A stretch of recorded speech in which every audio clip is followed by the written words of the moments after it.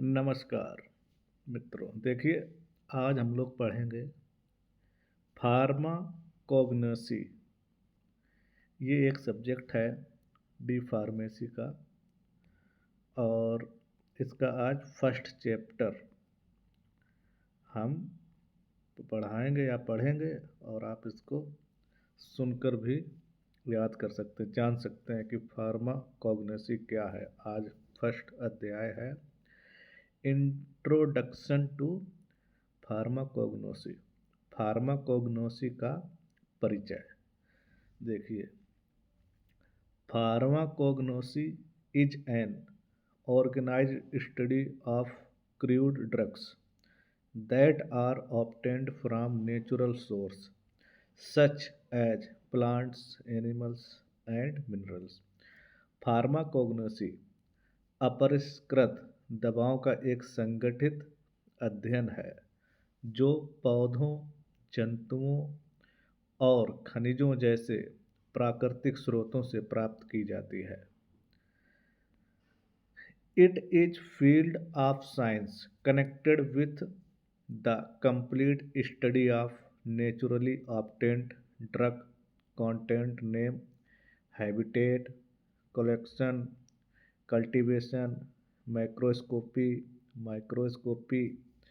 physical properties, chemical ingredients, therapeutic actions, usage and adulteration।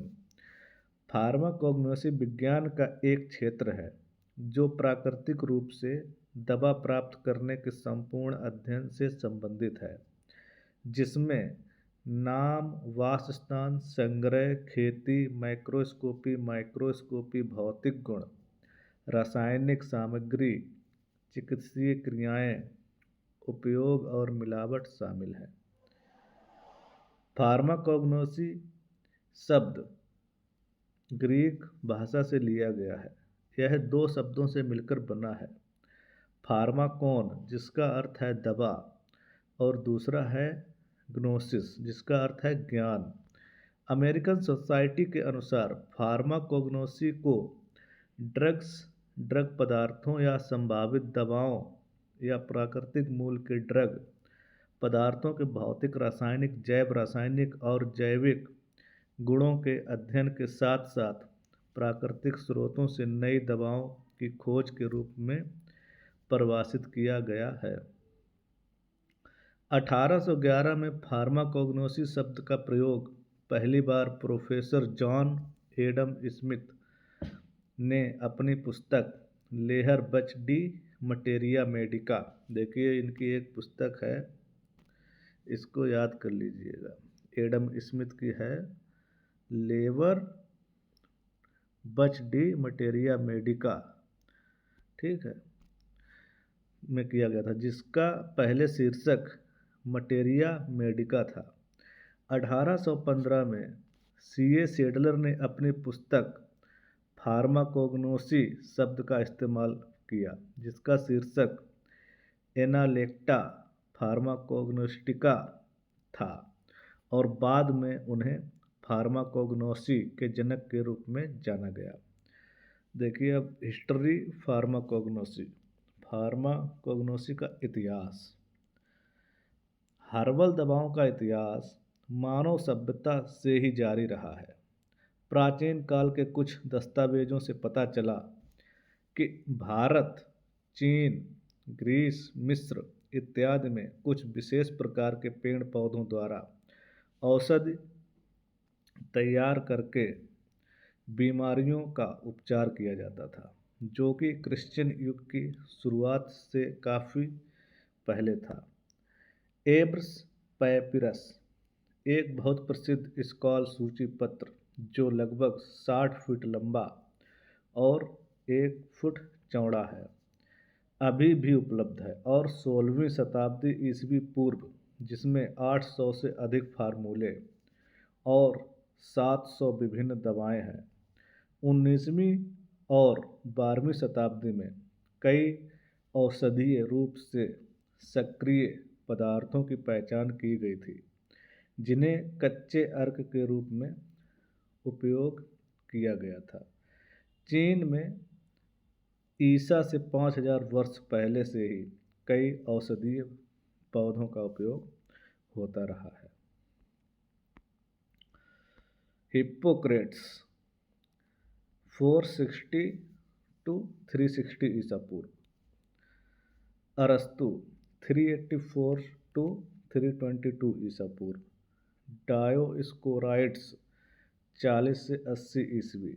Gallon 131 से 200 ईस्वी। और अन्य प्रारंभिक अरबी चिकित्सकों ने चिकित्सा के लिए महत्वपूर्ण योगदान दिया। लगभग 1000 वर्षों की अवधि के दौरान चिकित्सा विज्ञान में बहुत कम प्रगति हुई। गैलन पहले फार्मासिस्ट ने दर्द से राहत के लिए कई सामग्रियों अफीम का उपयोग किया था। वैज्ञानिक और उनके योगदान देखिए, वैज्ञानिक का नाम और वैज्ञानिक की कार्य अवधि और फार्माकोग्नोसी के इतिहास में वैज्ञानिकों का क्या योगदान रहा। चलिए पहले वैज्ञानिक के बारे में देखते हैं। पैपिरस एबर्स, ये 16वीं शताब्दी के थे। इन्होंने क्या करा,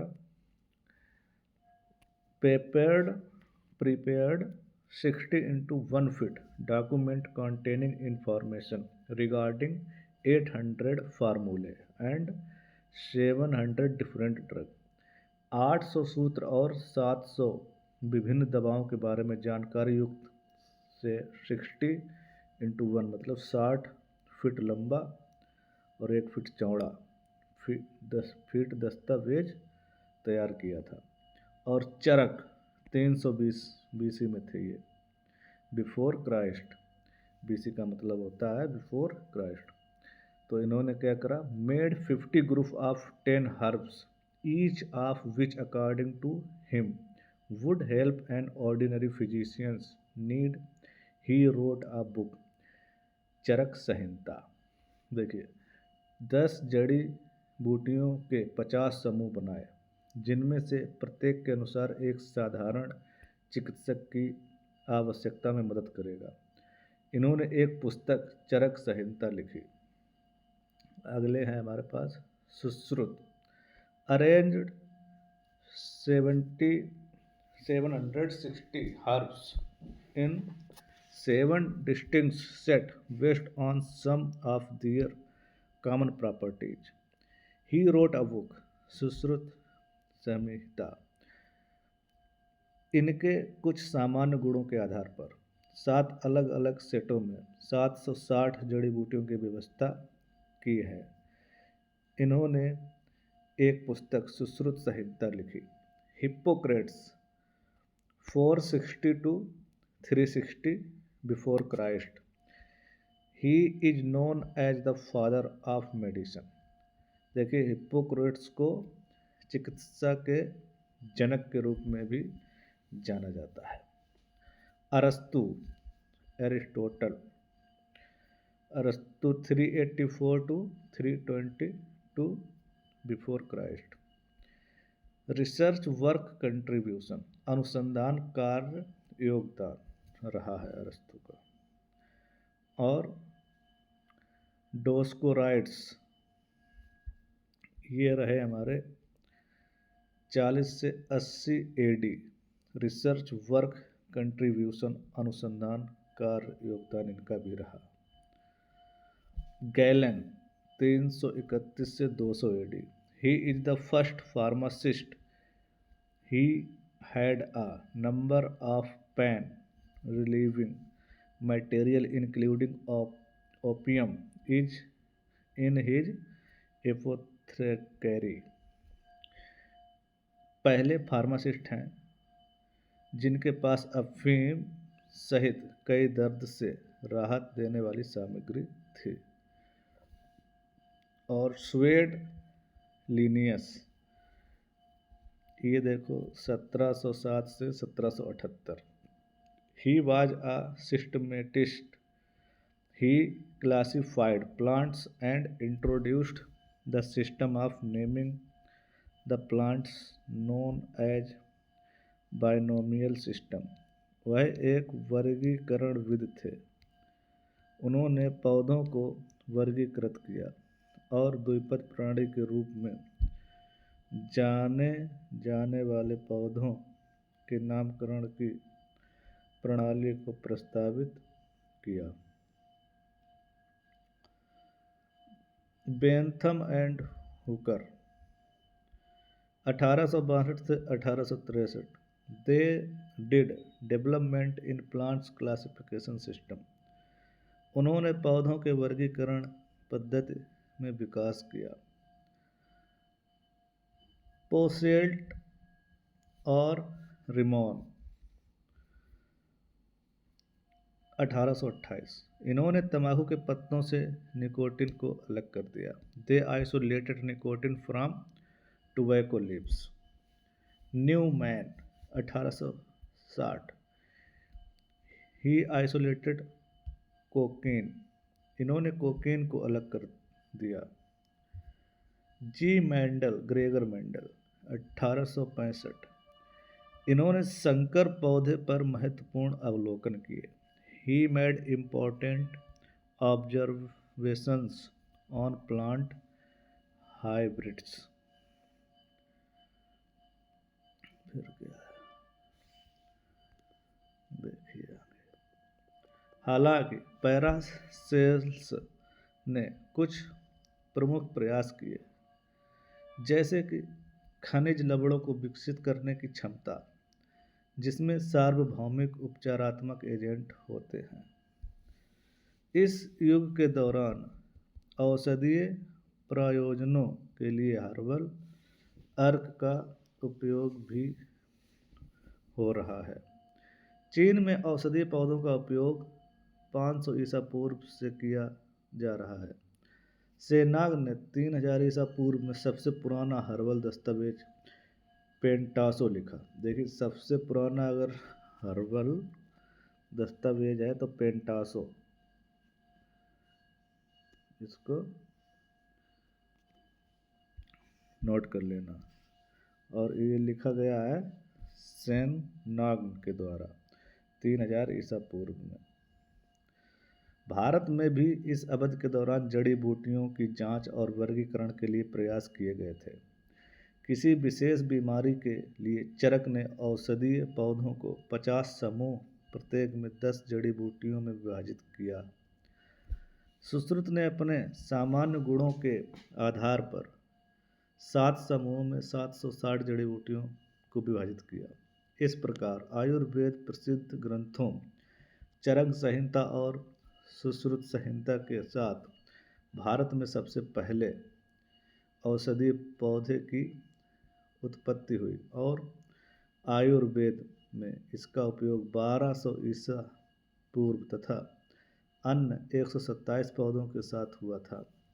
19वीं शताब्दी में मटेरिया मेडिका शब्द का उपयोग अब इस विषय के लिए किया जाने लगा, जिसे फार्माकोग्नोसी के नाम से जाना जाता था। देखो, मटेरिया मेडिका ये शब्द 19वीं शताब्दी में हम लोग यूज करते थे फार्माकोग्नोसी के नाम से। ठीक है। अब स्वीडन लिनियस महान वर्गीकरणविद थे, ने पौधों के नामकरण की पद्धति शुरू करके वर्गीकृत किया। इस पद्धति को द्विपद नाम पद्धति के रूप में जाना जाता है, जो अभी भी चलन में है। 18वीं शताब्दी के अंत में अपरिष्कृत दवाओं का उपयोग अभी भी पाउडर, सरल अर्क या टिंचर जिसे कहते हैं के रूप में किया जाता था।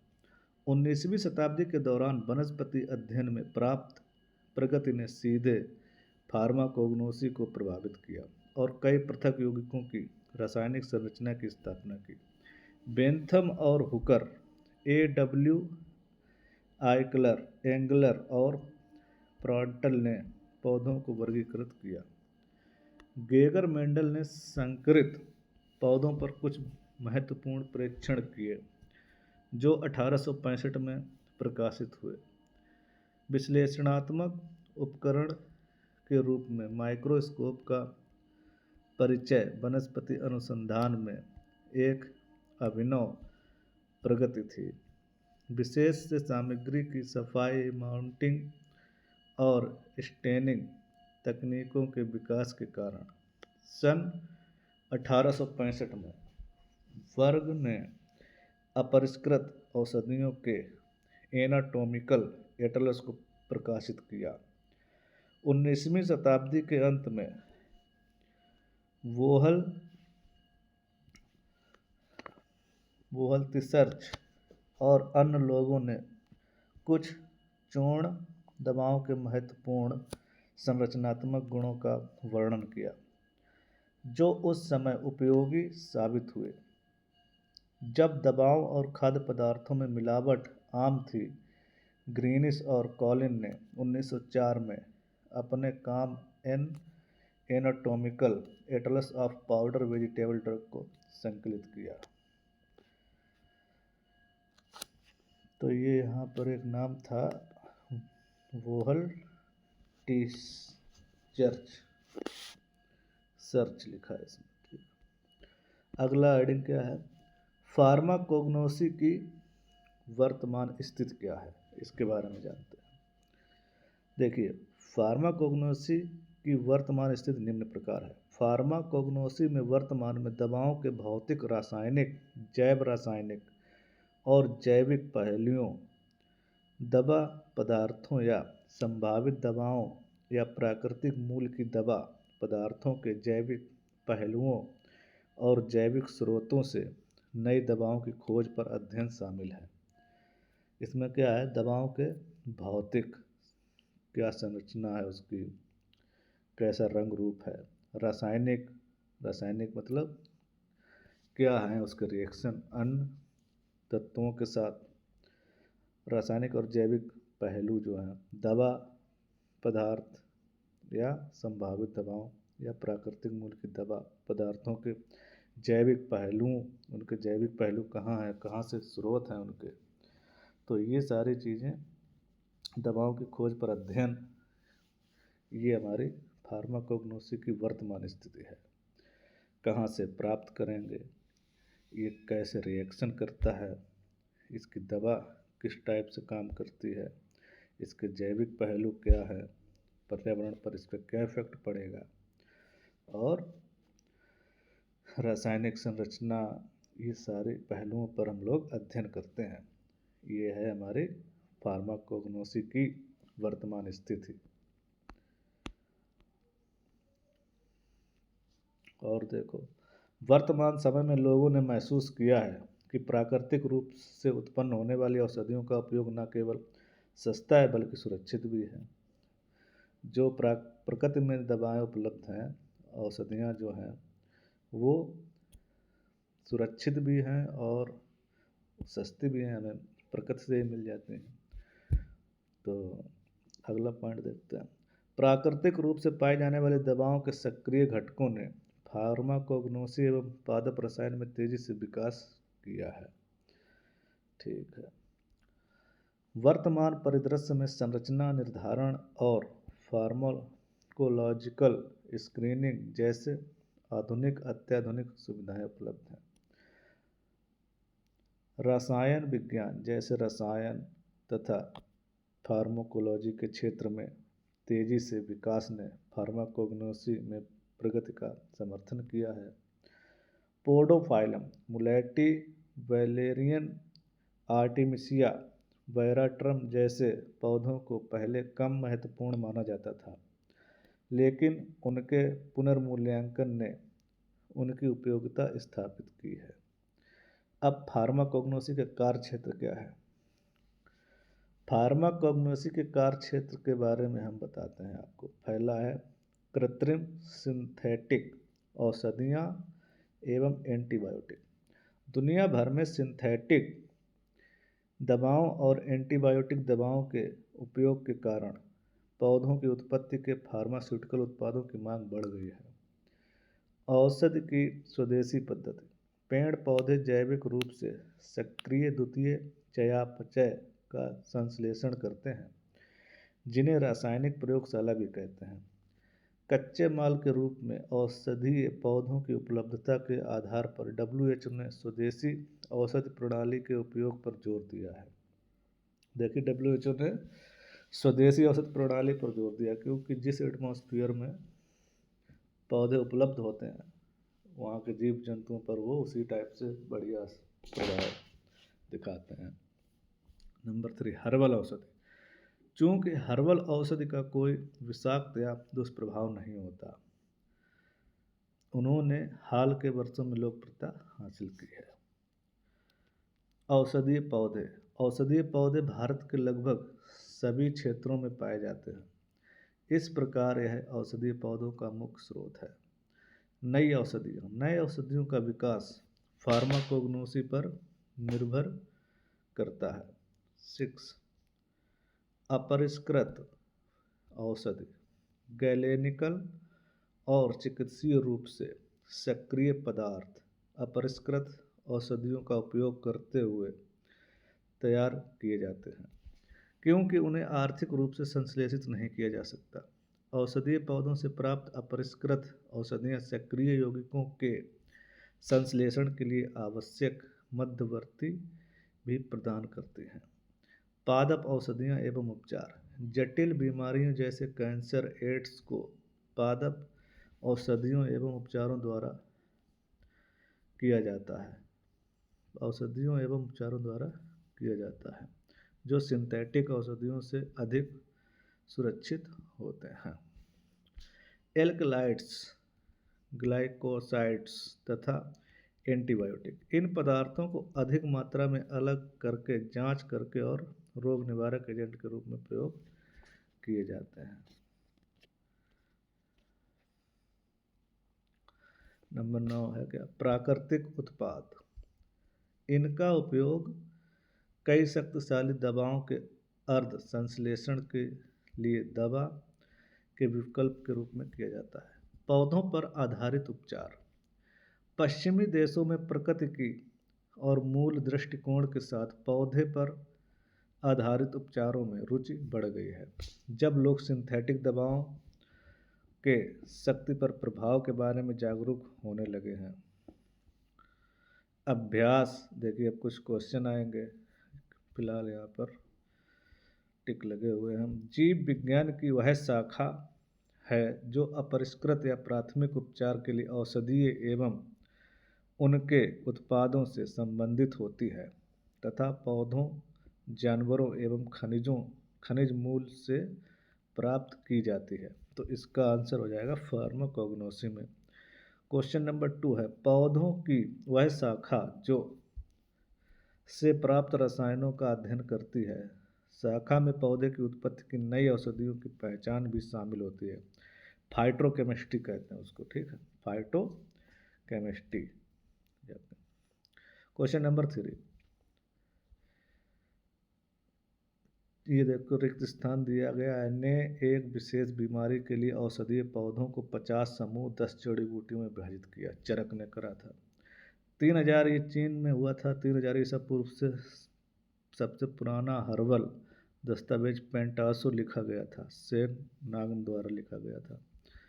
क्वेश्चन नंबर 5 क्या है, रिक्त स्थान का विकास फार्माकोग्नोसी पर निर्भर करता है, नई औषधियों का, ठीक है।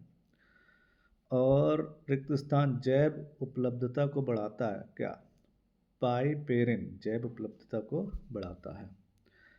फार्माकोग्नोसिस शब्द किसके द्वारा गढ़ा गया था, तो ये गढ़ा गया था C.A. सैडलर द्वारा।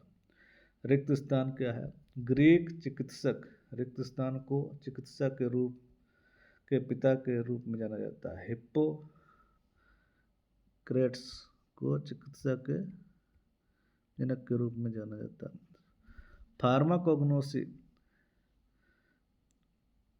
के सबसे प्रमुख विषयों में से एक है फार्मास्यूटिकल्स, ठीक है। फार्माकोग्नोसी का एक सब्जेक्ट है फार्मास्यूटिकल्स। और मानव सभ्यता के बाद से दवाओं का इतिहास जारी है, मतलब हर्बल दवाएं प्रकृति से जो प्राप्त हुई। और ये क्या, फार्माकोन का अर्थ है ड्रग, दवा। और 19वीं शताब्दी में मलेरिया शब्द का उपयोग उस विषय के लिए किया गया था जिसे अब फार्माकोग्नोसी के रूप में जाना जाता है, मलेरिया। 19वीं शताब्दी में मलेरिया शब्द का उपयोग विषय के रूप, मलेरिया लिखा है क्या, नहीं, यहाँ पर 19वीं शताब्दी में जो था मैटेरिया मेडिका, यहाँ पर लिखा हुआ, ये ब्लर है यहाँ पर, तो ये हम लिखे दे रहे हैं इसमें, मैटेरिया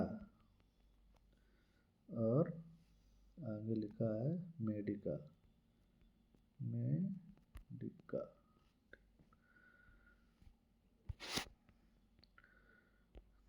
अब ये अतुलक क्वेश्चन इस तरीके से आते हैं, फार्माकोग्नोसी को परिभाषित करें।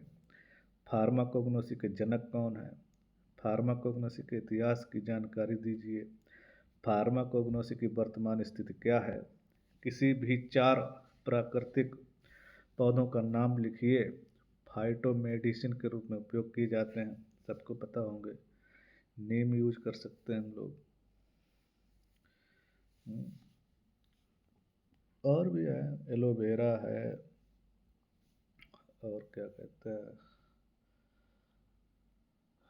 नीम, एलोवेरा, तुलसी, और भी बहुत सारे ऐसे में याद नहीं आ रहे। फार्माकोग्नोसी को परिभाषित करें। वैज्ञानिक का नाम जिन्होंने निष्कर्षण की विधि का वर्णन किया। फार्माकोग्नोसी में निम्नलिखित वैज्ञानिकों का योगदान: सेडलर, गैलेन, डायोस्कोराइड्स, हिप्पोक्रेट्स। फार्माकोग्नोसी के कार्य क्षेत्रों के बारे में विस्तार से करें। देखिए, दीर्घ उत्तरीय प्रश्न भी आएंगे। फार्माकोग्नोसी की परिभाषा, इतिहास, वर्तमान स्थिति, कार्य क्षेत्र, फार्माकोग्नोसी क्या है, फार्माकोग्नोसी के दायरे में विस्तार से चर्चा करें। ये था फर्स्ट अध्याय, और उससे जो भी क्वेश्चन बन सकते हैं वो सब यहाँ पर आपको दिखा दिए हैं। इसको सुनो तो सब कुछ लगभग याद ही हो जाएगा। ठीक है, धन्यवाद। सब्सक्राइब कर लो तो अगला चैप्टर भी पढ़ा देंगे, सारी बुक्स यहाँ पढ़ाई जाएंगी। ठीक है, धन्यवाद।